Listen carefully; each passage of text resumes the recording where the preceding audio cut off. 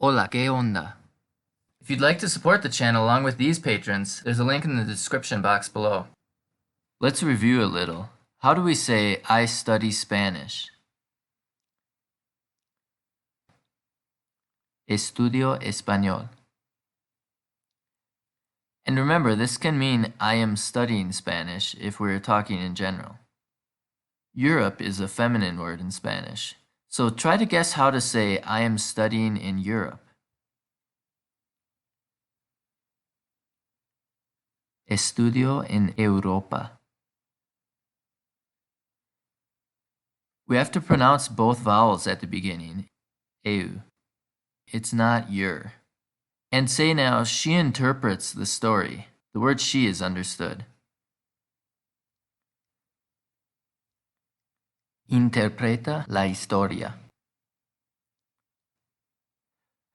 Remember, the IA is treated as one syllable, so the stress comes on the O, historia. How would we turn the word disgust into a Spanish verb? Disgustar. It's the same word, we just add AR to the end. And now try to guess how to say, it disgusts me. Make it sound Spanish, and remember, we don't need to say it. You might have said disgústame, which is correct Spanish, but is the command form, meaning disgust me. In order to make this a statement, we have to switch something. What can we switch? We flip the order and say, me disgusta. So try to say now, the infection disgusts me. La infección me disgusta. Here's another sound change that will unlock some Spanish words. The ending ence, E-N-C-E, becomes encia in Spanish. What gender will these words all become? Femenino. So let's say the violence disgusts me. La violencia me disgusta.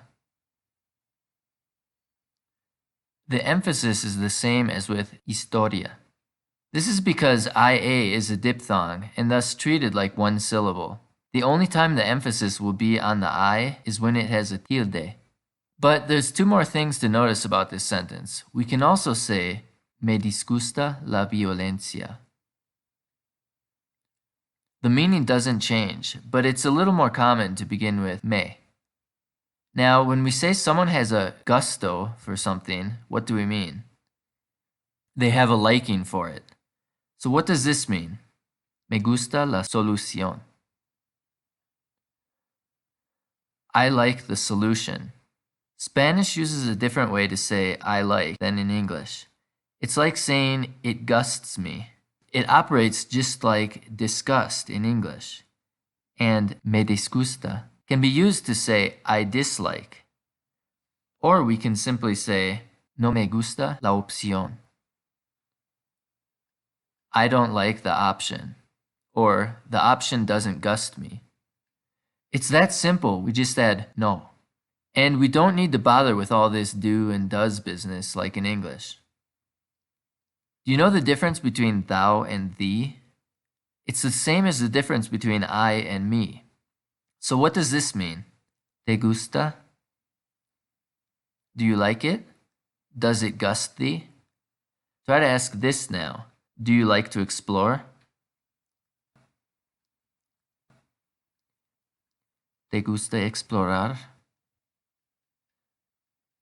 Does it gust thee to explore?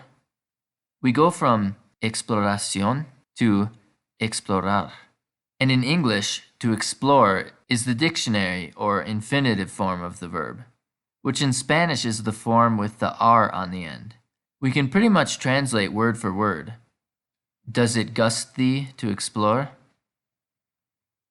A fable was originally a spoken tale. Noting that the E is silent, how do you think we would turn this word into a Spanish verb? Fablar. This used to mean to make up a story, but then shifted to the related meaning of to speak, which makes sense since when we speak, we are usually telling stories that happen to us. Fablar was a word in Old Spanish, the Spanish spoken between 1,000 to 500 years ago. But then there was a sound change. F became H, and as we know, the H is silent. So to speak is now hablar. And do you remember the word for Spanish? How do we say I speak Spanish? Hablo español.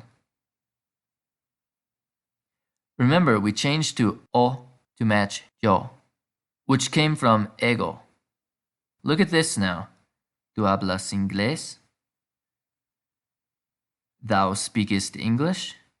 The conjugation of the verb in both languages contains an S. There's just a T in the English version that we have to get rid of. And tú is an amazing word because it has remained unchanged for something like 6,000 years, and maybe even more. It is the original word for you in Indo-European, the language that gave birth to almost all the European languages and also some of those in India and Iran, which is why there are around 50 languages and dialects that use tú.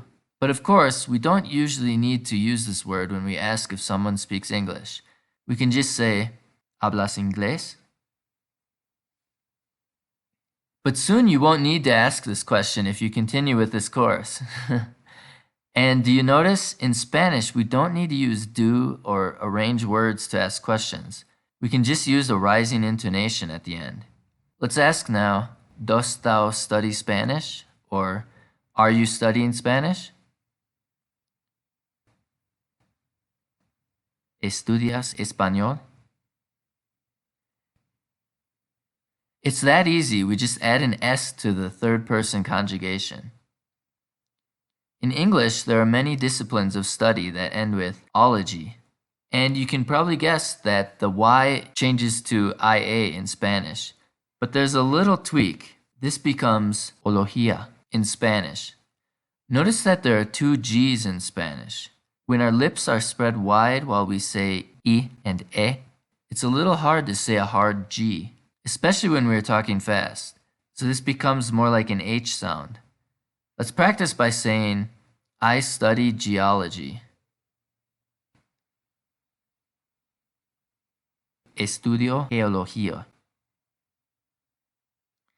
It's only when the following vowel is I or E that we switch to this softer G sound. Otherwise it's G. Try to ask now, do you like to study biology? ¿Te gusta estudiar biología? It is practically a word-for-word translation, and we use the dictionary form just like in English. Let's end with saying, I don't like to speak in English. No me gusta hablar en inglés. Maybe you'll be saying this soon because your Spanish will be so good. See you next time. If you'd like to support the channel so I can continue these lessons and do the same for other languages, then stop by Patreon, where you will also be able to find other study and listening material.